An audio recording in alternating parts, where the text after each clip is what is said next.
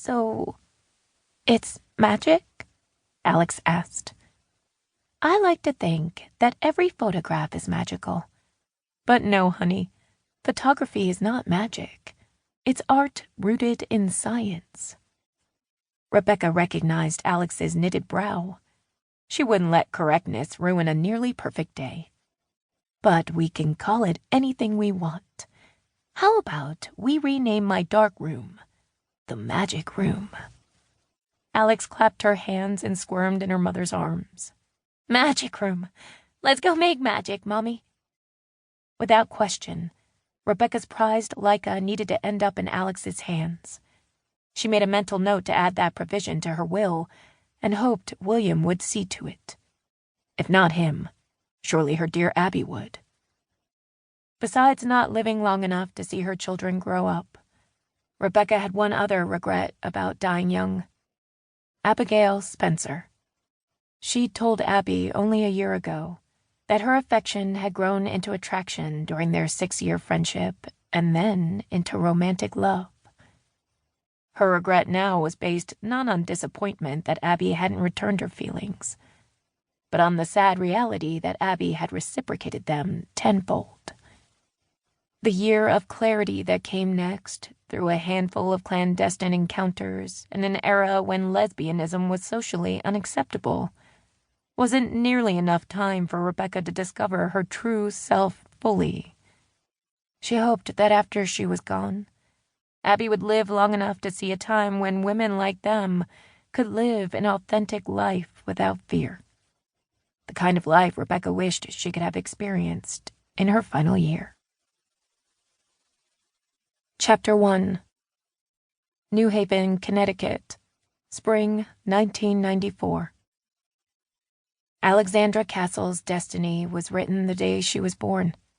A path from private school to prep school to Ivy League University. Before this week, she had welcomed the family legacy and the expectations of her to live up to it. One day, it would be all worth it. It was all written in stone. She and her 2 siblings would take the Castle empire of luxury hotels over from their father, William Castle, a man who was loving in his own way, but controlling. Her father wasn't always that way. Her earliest memories of him, following her mother's death, were marked by sadness. He'd spend hours alone in his study, playing the same platter song over and over again.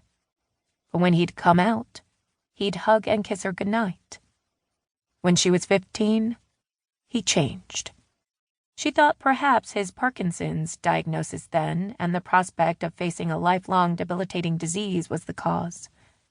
But his transformation went beyond self-pity. She'd yet to discover why he suddenly began rationing out love to her, Andrew, and their much older half-sister, acting as if they were lost in a desert, and he had but a single precious canteen of water to offer them.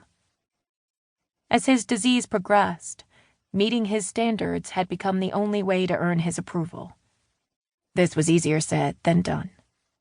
It was a lesson she learned through her twin brother, Andrew.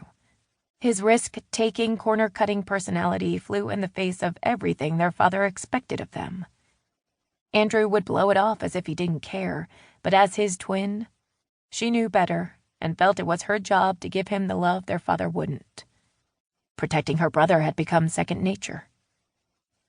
Since setting foot onto Yale's sacred grounds a year and a half ago, Alex had stayed the course expected of a Castle, maintaining a rigorous schedule of studies and athletics.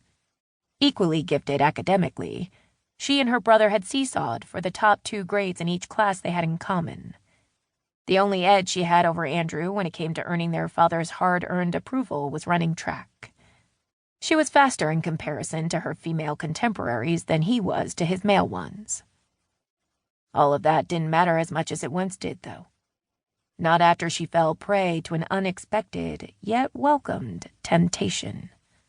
A liaison that her father would never condone because of the whispers it might generate in his Manhattan social circles. Inhaling the fresh spring air, Alex extended a hamstring to its maximum against the plush infield grass of Yale's running track. The shorts of her track team uniform inched up.